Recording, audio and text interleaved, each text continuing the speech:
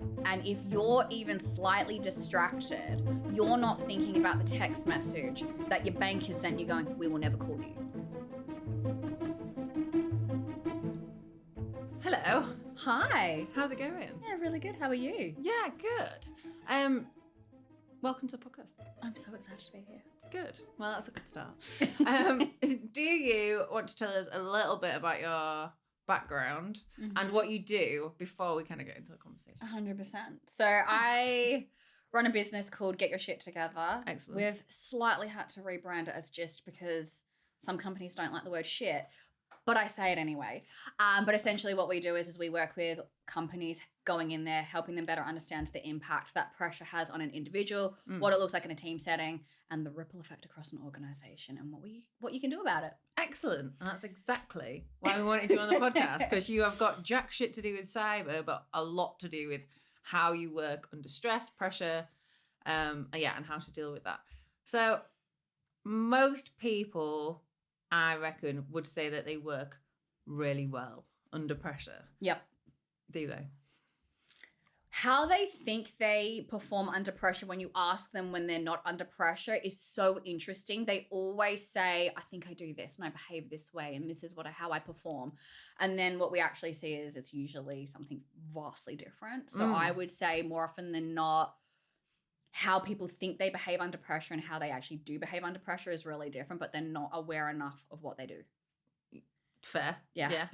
Yeah. I think we find that with a lot of stuff, like people say they would do one thing, but they do a completely different thing it's so in the easy. situation. But it's so easy when you're not in the situation. And it's so easy when you're like in a calm setting, like, yeah, I think I would do this. I think this is how I would handle it. I think that, like I would never click a phishing link, right? Like I would never click that. But then you put somebody under pressure or they're a bit stressed out or they don't have all their mental capacity and running at 100%, they click it. Like everyone has that. It's just understanding what it looks like for yourself. Yeah. So what kind of behaviors do people usually exhibit under pressure? So we've broken it down into 5 categories. So we've got drivers. So they're typically the ones that will be like, okay, chaos hits, they'll take control and they'll lead everyone through, which is like, that's kind of cool, but they also forget to check, actually, do I have all the information? Is everything really good? They also can lean into the micromanagement phase and can be quite aggressive. So that's one behavior we see. The other one is a bit more of the analyst of like, I actually slow everything down. I need all the information, and they can kind of get stuck and don't move. Yeah. We've also got the harmonizer. So that person is like, I don't want to make the wrong decision and I don't want to make any more mistakes. And I want everyone to feel really like involved and calm. And so it's all about making sure everyone else's voice is heard. Those people can be quite frustrating because they actually know the answer or they can know what's going on, but they're like, I don't want to speak against anyone. Like, I just don't want to do that. And then you've got the shifter. So that person's coming in and they're going to be, if they don't know the answer straight away, they're going to bounce around to sort of go, I know how to do this. I don't want to get stuck here. I'm going to jump to this thing. I'm going to jump to this thing. I'm going to jump to this thing. And although that can be really good to maintain momentum, it can be really distracting for a team. Yeah. But also they don't always get everything done. And then you've got the sprinter who will kind of like a driver, but they will just pick up everyone's slack and just drive everything through and just take more responsibility of the situation. The problem with them is they leave people behind, but also they don't always have all the information. So all of those 5 have positives and negatives. Yeah. So what's the best one to be? Do you know what does the situation call for? Do you need somebody to actually, is everyone flapping around and you need someone to go, okay, right guys, let's go for it. Like, let's drive for it. Or is everyone also super frantic and you're making decisions with all the information? It's going to be really dependent on the situation. So half of the time you have to ask, like, what does the situation actually call for? I mean, it's quite interesting because I'm just thinking back to like some recent escape room sessions we've run, and I can definitely see those traits in a lot of the people doing the escape room, which is why we use escape rooms at our company to show people how they work under pressure, but we do it from a cybersecurity decision-making point of view. Now, you happen to also use escape rooms in what you do. Weird that, isn't it? Isn't it strange? I remember, last year I was sitting around, actually I'll tell you how I came up with the idea because you're definitely involved and you're the first person I reached out to, but pretty much I would go into companies, work with their leadership teams, talk about what does pressure look like, what are the behaviors that come out of it, what are some of the positives, the negatives, where does it actually like destroy culture, how does it actually ruin pressure, like our performance, like how does it get in the way, and when, like how to utilize it. But what would happen is we'd be sitting in boardrooms, we'd be doing these like really cool like leadership training stuff, and they would be sitting there having their tea, having their biscuits, and then, but they're all calm, like they're just like, okay, cool, yeah, I totally know this, I've got this under my belt. The minute like any type of pressure landed within their teams, it's like everything they learned just went out the window, and they would just go back to what their instinct was. And so that is what people do in it. They don't rise to the level of the training, they fall to the level of their instinct, like whatever you've practiced, what your habits are, that's kind of what you do. Yeah, we talk about your set point. So you've got a set point of how you behave under pressure. So you've built habits, you've built behaviors, you've taken actions in similar situations, and you've embedded them. So you might have learned all of these things from childhood. And you're now showing them in the workplace. And that's typically what we find what people were doing. So in April last year, I was like, can I put people under pressure to show them how they behave in a team setting, but mainly do it with leaders to show how they actually lead under pressure? And so I rang you up immediately and I was like, I have an idea. Can we put people under pressure to highlight actually how you phrased it was, can you help me stress some people out? And yeah, that's exactly how I phrased it. Count me in. I was like, I really want to put people under stress because people, like, to be fair, pressure's okay. It can actually drive performance, but when stress kicks in, I think you need a little bit of pressure to, like, I've got to have a deadline, or I need my boss to be like breathing down my back a little bit, because otherwise I will not. If I've got no deadlines, I will do nothing. So, but then when you tip into stress, when you start removing some resources, if you start like changing things, like we read the room to see what's happening within the leadership teams or in the groups and what's happening, and we will randomly just change the time on them and go, oh, you've actually got like 10 minutes less or 20 minutes less, and that makes them panic. Or like we switch out the leaders. We did an escape room last week, and I said to everyone, like, you've got 45 minutes, and everyone gets it done in 45 minutes. No one's ever fucking done that escape room in 45 minutes, but I just told them all that they did, and then at the end, like, none of them finished it, and I was like, yeah, about that. Actually, I was telling a big fat lie, and you didn't have enough time at all. But anyway, that's how it rolls sometimes. But I think it's important because even though that escape rooms don't always mimic real life, but you can actually take very, very rarely mimic real life. You think about it, you tell, like, but you can use the example, like when we do it with leaders, we're like, so how many times have you said, hey, it should only take this long, and it takes like longer, right? And so you can actually highlight, well, how do people behave when you give them not enough time to finish something? It's like they don't do a good job. I mean, we always say that the scenario is very, very unrealistic, much like the one that we built for you. Yeah. You're not really in a fucking power plant trying to stop a nuclear meltdown, right? But the behavioural conditions that it puts you under 100% mimic exactly the things that you're going to do. Absolutely. Yeah, so you use that escape room, but then you get to actually see the people under pressure. And do you think that really helps them to realise, maybe in a bit of a nicer way than it being like the real thing? So what we do is because we do it mainly with leadership teams. So we actually do ask them when there comes, like, how do you, like, we actually get them to do a behavioral profile before they do it. So how do you think this is? And then what we do is we bring in, like, observation. We bring in people to observe them so we can actually write behavioral profiles of what they actually did. And then we merge the two together. And it's like, when you're calm, you think you do this. Under pressure, you do this. But then we spend the rest of the day with them and we break down what those behaviors mean as a leader, what it looks like within teams, why they might clash with their teams, why there might be people in their teams clashing. And we break it down into how it can, impact culture, how it can impact performance. We've actually worked with a team. So do you know the DISC analysis? Yeah, I think so, but remind me. So the DISC analysis is essentially talking about personalities that happen. It's kind of like a personality, not a psychometric test. It's like the Myers-Briggs thing. Kind of, yeah. So we've kind of mimicked that because most of the companies we work with have done DISC analysis. So I was working with a company that have purposely only hired Ds, and so Ds would be what we would call the drivers in GYST, but they're also the people that are really direct. They like work really hard. They're really fast paced, but they only have leaders that are Ds. So when you've only... That feels like that could backfire. So it's interesting because it's like financially they're achieving their goals, but I'm like, but we need to look at the destruction you've left behind. Everyone's burnt out to fuck. Or like the turnover is so high. the culture isn't where they want it to be. And I'm like, so you're making all this money, but you're losing a crap load because you're losing really good people. Because you've done that. So we've actually had to create what we call the culture playbook of like, actually, how do you need to behave towards your teams? What actually, when you see somebody that's not doing their job properly, is it because they're actually stressed out and they're behaving a different way than you would? Yeah. And could you actually have a conversation about that rather than just being like, just get on with it, just do it because I told you to do it. Yeah. Yeah. No, so that's fun. No, that was interesting. In terms of like how stress affects you at work, there's lots of different ways that it does. And I guess most people would say they're working under some element of stress, whatever. But what are kind of the first signs of it that people should look out for versus what the first one is that they kind of usually recognize?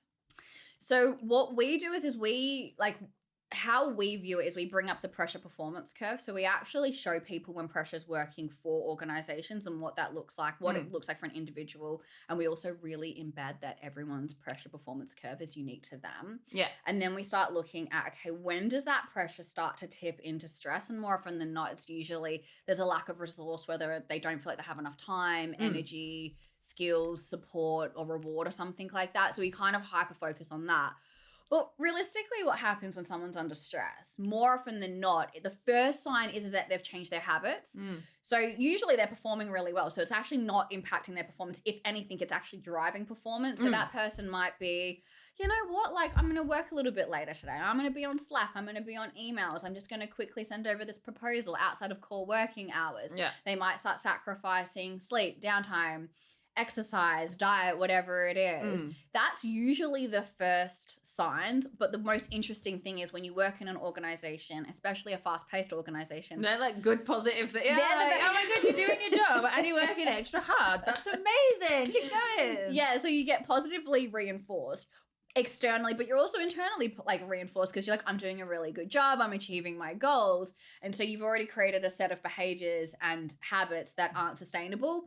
And then that's when we start to slowly see the decline. So most people then tip into like, okay, cool, I've created this foundation. It's not coming as easily as it used to because obviously when you're really excited, you know, like 6 months later, you're like, I actually don't know if I can keep doing this, but I have to keep doing this because now that's what everyone expects of me. Yeah, I've like created the standard, so now I've got to keep doing it. Yeah. And then if they start to slip from that, they're going to be like, well, why aren't you doing what you were doing? Like you used to, like you were achieving more. Like, well, why aren't you doing that anymore? Yeah. And so therefore, that's when we start to see that slip into stress. And what we find is that during those times with leaders, depending on the leader, but a lot of leaders will be like, okay, you're not performing anymore. Let me put more pressure on you. And it actually drives that person more into stress. So when we start to see a bit of a cycle. It's a bit of a cycle. But what we notice with those people, it's usually a drop in performance. They actually might not, their behaviors change. So they might have gone from being like really cool, calm and collected to being quite short.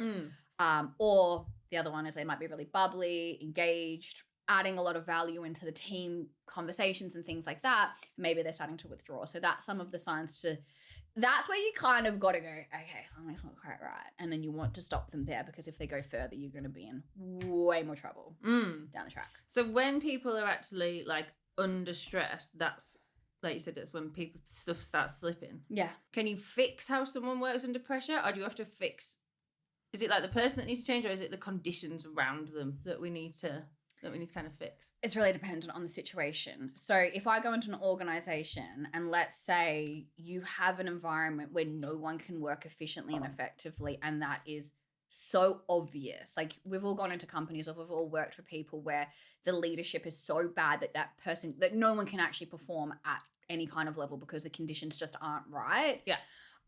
Then we have to look at the conditions, right? Then it's like, okay, cool. Like what's actually going on here? However, if you've got a team, majority of people are actually completely fine. The conditions are okay. They might be a bit high pressure at times, but you've got somebody that that's always going to happen, right? That's always going to happen. But when you look at an individual, it's like, okay, cool. How can we actually build up their resilience? So what does that actually look like? So when it's really dependent, but I also think you've got to understand what's working and what's not working, and then actually understand. So like what we were saying before, like what does the situation need within, like what behavior is needed in that situation? Yeah. So we can actually look at that, and I do I will say most people can learn how to manage their responses to pressure and stress when they understand what they're doing, because it's so instinctual. You have to bring that to the surface because it's so subconscious. We don't always know what we're doing. Like we've all had situations that's like, you look really stressed out. I'm like, what do you mean? Like, what am I doing? It's like, you're really snappy. I'm like, I thought I looked amazing, but clearly not. But it's being able to have those conversations. And so I think both things are true at the same time. And I think it's really situational. So yes, conditions can create stress. And obviously right now within businesses, not just cyber, but I'm assuming cyber's high pressure. I know it's high pressure. We've had lots of conversations. But if we just look at businesses as a whole, you know, since COVID, businesses have not been running the same that they did pre-COVID, right?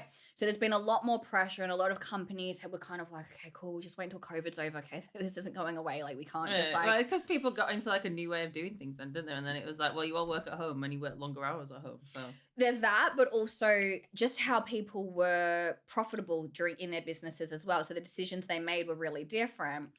And so what we've actually seen in the last 18 months is businesses actually shifting from like, we can no longer just wait for for conditions to get better. We've actually just got to work within the conditions. And so that's what we've been working with companies going, okay, cool, the conditions aren't changing. How do we actually build up the resilience within our teams? Because we need them performing. We can't keep having people being signed off with stress. So how do we do that? So that's actually, the conditions aren't changing. So we have to change how people are responding to the stress. So that's... Yeah. So, but like you say, when you're stressed out, obviously you get distracted, you miss things. So how that ties back to cyber, obviously, as we talk about like phishing emails, or we're talking about someone calling your phone and trying to get details out of you. If you're super distracted because you're under pressure or you're stressed out, then you are going to miss those kind of signs. So it's not just a risk to the organization in terms of someone's going to burn out and maybe take a few weeks off work. It can be a risk to the organization in terms of you are going to get cyber attacked because people are not paying attention. That's the biggest problem, right? And I think what we've done, especially when we talk about burnout, because that's the end stage of if you've been under stress for a prolonged period of time, you know, the risk of burnout is quite high. And people hyper-focus on that. But we hyper-focus on the person that's burnt out. Yeah. But we don't actually focus on the ripple effect that's happening in the team. So if you've got somebody under pressure, under stress in the team that's not performing well, the rest of the team's picking up that slack. So it's actually draining their capacity. So the risk on that means that there's higher risk within your team to make more mistakes and business critical mistakes as well. We're not just talking like, oh, we sent up the wrong email. Oopsies. We're talking about, hey, we've just given all our bank details to these guys and now we're losing millions. Those are the things that we have to really understand is the ripple effect across the organization. If someone's isn't cognitively functioning at their highest, and they're making mistakes that should have been easy to be, to not make those mistakes, and people are taking actions and making decisions based when they're really overwhelmed, they're really stressed out, and they're going too fast, that's a huge risk to businesses. Yeah, and I think at that point, you're probably not looking back to like slide 43 of the phishing awareness deck and being like, oh, I wonder what it says about phishing emails in this. You're not, are you? Because you, like you said, you're working instinctively, and that's kind of what comes out under pressure. Well, you don't remember. So we've done a whole bunch of work around like neuroscience and how people learn under the situation. So we talk a lot about state-based learning. Yeah. So if you're learning phishing emails when you're relaxed, just like lean back on a chair, having like your tea and your bickies. Yeah. You're not going to remember that. You're not going to remember that. But if you learn under pressure, you're more likely to remember that because your brain's going to link that into that memory and be like, okay, cool, this feeling that I've got right now, oh, that's triggered this memory. Yeah. So I can now make a better decision. So yes, it is important to actually have those state-based learning. And to make this make real sense for a lot of people, think about a time when you have a cringe moment. We've all had those moments where like, oh, I remember that. It's like super cringy. You've never done it again, have you? No. So just make that into everything you think about. Yeah, I think that's super interesting. 'Cause I mean, that's what we talk about in terms of teaching people about cybersecurity is there's no point fucking learning it. Like you said, when you sat on your ass on a Tuesday afternoon, try to watch like Midsummer Murders at the same time, like clicking next. Because when like the next week, when you're super stressed out because you're like late for a project and your boss is calling you, and then you're slightly hungover and the fucking kids are annoying you as well, like and then you're trying to like actually do something, your brain is not going to link, like you said, chilling out on the sofa with this is what I'm actually doing now. Yeah, and I think that's where, like, where is a society, I think, where actually a lot of people are overwhelmed, like we're overstimulated, we're overstressed, we're overpressured right now in all different areas of our lives. And I think we're making more and more mistakes. And I actually would say in your industry, in the cybersecurity, if you're a hacker right now, it must be like shooting fish in a barrel. Seriously, it must be like shooting fish in a barrel. Like, yeah, I only heard a story last week where one of my friends in the States, her friend, the bank allegedly called her, asked her to transfer money over through Zelle, and she did it. She lost 30 grand. Jesus. Yeah. I think that's the interesting thing now, actually, because people are doing it, like attackers are moving to the phone. Yeah. Rather than just email. And I think because we've all been told like what to look out for with phishing emails, very few people are talking about like, this is what to look out for on the phone.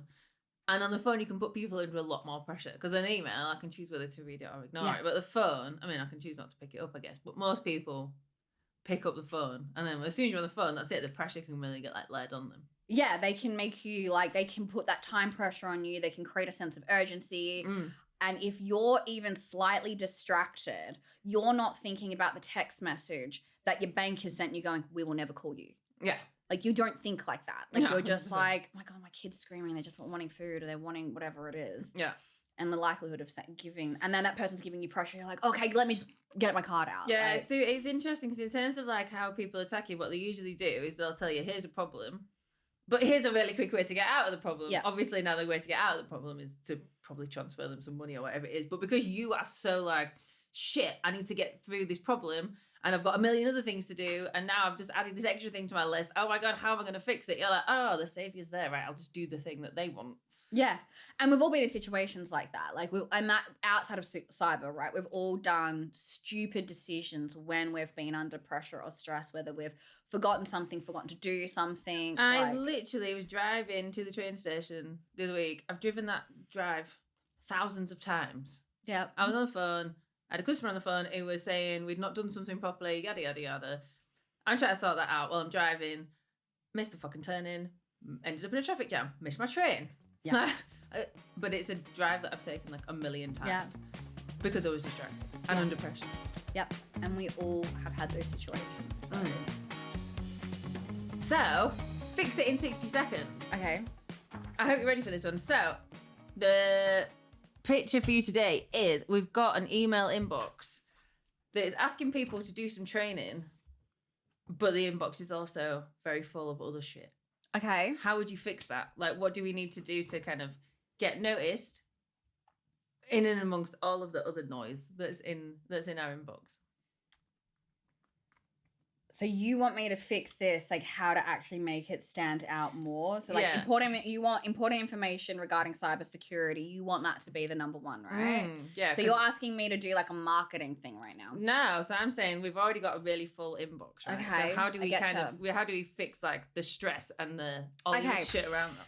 So how I fix my inbox so I don't get stressed, I put everything automatically into folders so I actually can pick and choose when I actually want to read that. So if there's something that I'm like, you know what, that email from that person, I know that's going to stress me out or piss me off. That's going off into like a different... Any email from the accountant straight into a different inbox, yeah? I don't know. Kinda. Like, yeah, that or like specific, like, not clients, but like specific people. I'm just like, okay, I can't do that. Like, let's just put everything in that. So I actually I filter everything off into like what's important and what's not important. So like priority lists and stuff like that. So that's what I do. But my husband does that all for me because he's like, your emails can get intense. And what I have done in the past is like, I'm going to delete everything. If it's important enough, they'll email me back. I do like doing that. When you go on holiday. Yeah. I come back and I'm like, in my head, if it's important enough, they'll get back to me. Yeah. Yeah. So that's how I would handle that. Yeah, I like it. Yeah? Is that a good fix? Yeah, thanks. Easy. Another one, we've managed it in 60 seconds, I think. Maybe. Just about.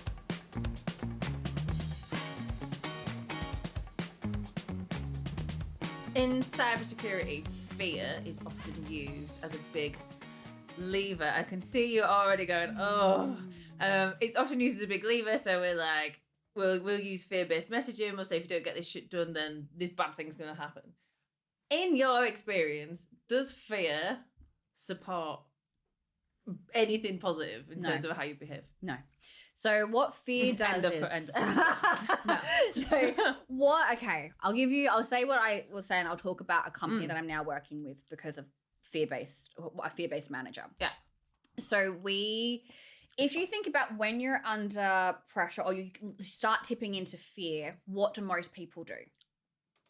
What do most people do? Like, how do you, like, when you're really, really scared, what is your focus? Oh, getting out of the situation. Getting out of the situation, or in the workplace, it's how do I survive this? Yeah. Right? How do I get through this? Right? How am I going to protect my job, my career, my finances? Like, there's so much tied into fear-based messaging, leadership, whatever it is. A survival instinct. You go into survival mode, and when you're in survival mode, you get into tunnel vision. You do not care about anything that's outside of what's happening to you. All you care about is making sure that you can survive today, survive the week, survive the month, so you can pay your mortgage, whatever it is. Like, if they're, you know what I mean? Like, that's how your brain is processing information. What that then does is, if anything that's not important or anything that could feel threatening towards that, you're going to remove it, eliminate it, ignore it, right? So that's what's going to happen. It 100% impacts how people make decisions. They will cut corners. They won't do the right thing. They might get to the outcome, but they might not be doing it the way you want them to do it, because maybe you've got them on a time base. Like, if you don't get this done by this time, it's like, oh my gosh, okay, let me just quickly do it. And they will cut corners. They're not really engaged. Like, okay, if you don't get this course done, we won't pay you for this week, whatever, right? Yeah, so you're just going to rush through it. Yeah, you're going to rush through it. So you're not going to take in the information. You're not going to be engaging in properly problem solving. You're using a completely different part of your brain. So you're using the limbic part of your brain, not the analytical processing part of your brain. So you're not going to be seeing things that you would normally see. All you're going to be seeing is threats. The other thing about that is, if you're a manager and you lead by fear, even when you're being nice, they're not going to believe. They're going to be looking at what's the motive behind it. Yeah, what's the motive? What's the hidden message? And they're going to. It also impacts like team culture, so how teams actually interact with each other. They won't communicate. They won't collaborate. They won't share. Yeah. So that it doesn't work. It doesn't work. I think that makes sense. Yeah, no, but I think but it's weird how a lot of organizations kind of default into that. Like, if I can't control you any other way, I'm just gonna be fucking really horrible to you. I will. So whenever I see that happen, usually it's because whoever's saying it or doing it is under pressure or stress, and they're making poor decisions. So a company we're working with right now, the ex-MD of the company ran it by fear, but it was kind of understandable because they were running the business through COVID and they were just trying to survive, and they were in an industry that was very impacted by COVID. Yeah. And so it was like, hit your targets, because they would go out of business if these people weren't hitting their targets. But that's true of like every sales team, really. But what happened was, it was so consistent that now the culture is a fear-based culture. So everyone, like, people are scared to make mistakes. They're scared to take off holidays. They're scared to push back. They're scared to say, like, that's not right. Like, there's a lot of like issues within that company, and it's really impact turnover, and it's also just stunted growth because people aren't coming up with creative solutions. Like, just do this, don't be seen, like don't be innovative, just do what I've been told to do. And that it absolutely destroys creativity and innovation in companies. Yeah. No, that's super interesting. And I think it's really interesting to kind of see how pressure and stress like affects so many different areas of the business. Like, it affects individuals, it affects teams, it affects decision making, it affects leadership. Like, so many different elements of the business are affected by it, and yet all of the training that we do never really takes any of it into account. No. I think it's also really interesting. People only do training as well. You might see this when something has happened. Like, your industry might be we actually have regulations. We have to do that. But usually it's because something bad has happened. Yeah, you'll do more training once the bad thing's already happened. Exactly. Like the first time that you experience this shouldn't be the real thing.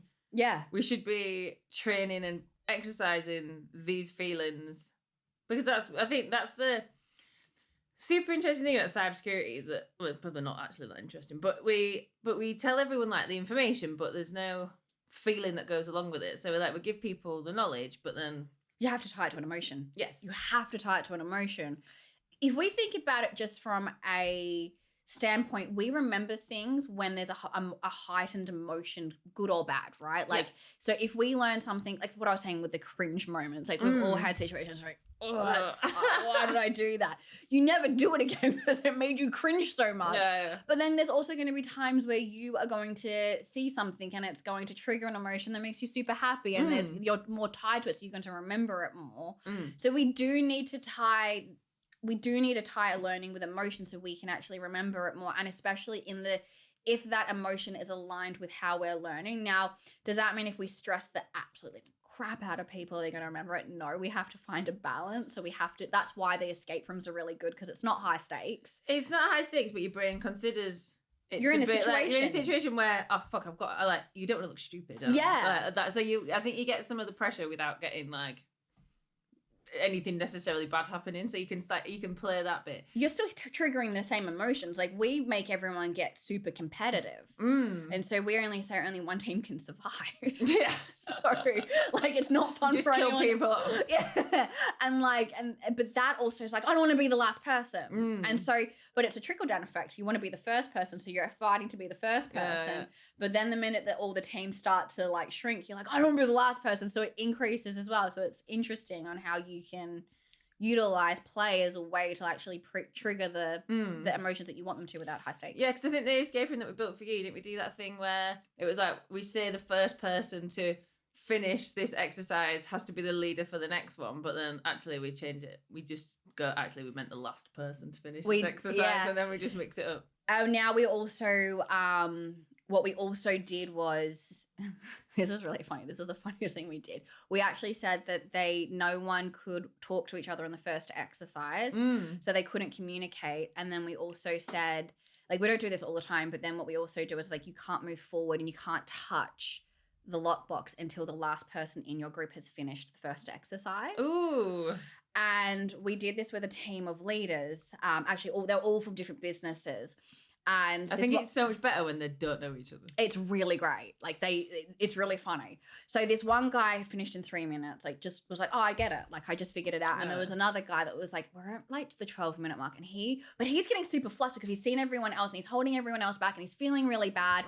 The first guy that's finished is like tapping his foot. He's tapping his pen. Yeah. He's like bringing us over to negotiate with us. Yeah. And we were like, okay, cool. But it was causing the other guy to become way more flustered. Yeah. And then when we were doing the reflection piece, because we always do a debrief, and that's how we base like the training after that. But it was really interesting when we said to him, like, hey, like, how do you think you went into the first exercise? Like, oh, I was absolutely fine. I wasn't stressed at all. I'm like, okay, cool. Do you think that you highlighted that you might have been stressed to other people? He's like, no, I don't think anyone would have seen me stressed. Like, no one will know that I'm stressed. And their whole team was like, in what world? In what world are you living in? Like, were you stressed up? I was like, you stressed me out from you just like, and I'm not in your group. Like, you're just tapping your pen, you're tapping your foot. Like, it was like such an interesting thing to actually see coming out to the first question there about are people self-aware enough, but also having that emotion. Yeah. And that they're going to remember that. Yeah. I think that's why I love doing these escape rooms, because you get to see like all these different behaviors come out. So I know we're not necessarily looking at like how people are stressed or whatever, but I do love seeing like competitiveness, or I like walking around and abusing them as I do in the escape room, just to add a little bit more, not because I'm a horrible person, I promise, just to add a little bit just to add a little bit more pressure. So I'll walk around and say stuff like, have you not finished that puzzle yet? Because like all the other teams have done that one. I've got no fucking idea whether the rest of the teams have done it or not, but I just like to throw that in there, or like give them the wrong answers or whatever. We've done that just to mix it up a little bit and just see like how they react. And some of the people are like super chill about it and they just think it's funny, because you can tell that they're not that stressed out. But when they're actually stressed out and then you walk around abusing them, they get really, really upset by it. And I'm like, guys, this is why I'm doing it, to show you how you work under pressure and to show you the silly mistakes that you can make while you're under pressure. We do similar stuff, but we put sirens on and we like blare them all of a sudden. Like it's just, and we also like, one, you've created it in a way that like half information is missing, so we don't tell them. Yeah. They're like, where's the rest of the information? I'm like, I don't know. Like, where is it? Like, you gotta go find it. But like, I think that But I think what people really need to understand is that it is important to learn in the states that you're potentially going to be in, because there's no point in learning when things are calm. It's like leadership, right? Like, because we do leadership training. Yeah.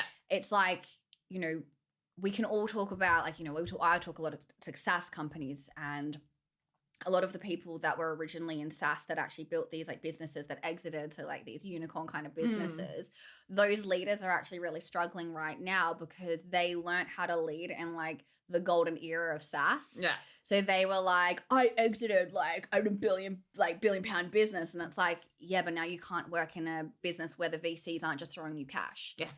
So like, what are you going to do? And they haven't learned how to actually operate on that, negotiate better, be more resourceful. Like, it's really fascinating to like actually really understand how people learn. Yeah. And actually react and make decisions and problem solve and communicate. If you've only ever worked when everything's going rosy, then suddenly the shit hits the fan and you've not had any experience of that at all, then yeah, what do you do? Yeah. And so that's why what you do and what you've built for me is just, it actually works so well.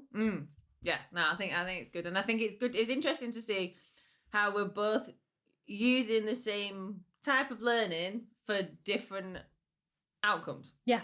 Yeah. It's important. So, Katie, thank you so much for joining us this week. Before we go, is there anything that you want to like leave people with that they could maybe do differently on Monday morning?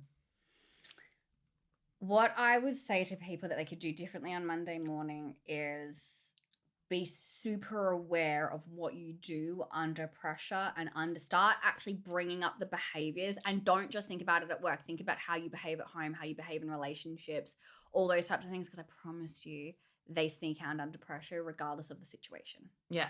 And it's not the way that you think. It's not. You probably don't act the way that you think you do. Never is the way you think about it. Yeah, fair. Okay, cool. That was brilliant. Thank you so much for coming. Thanks for having me. And we'll be back again next week.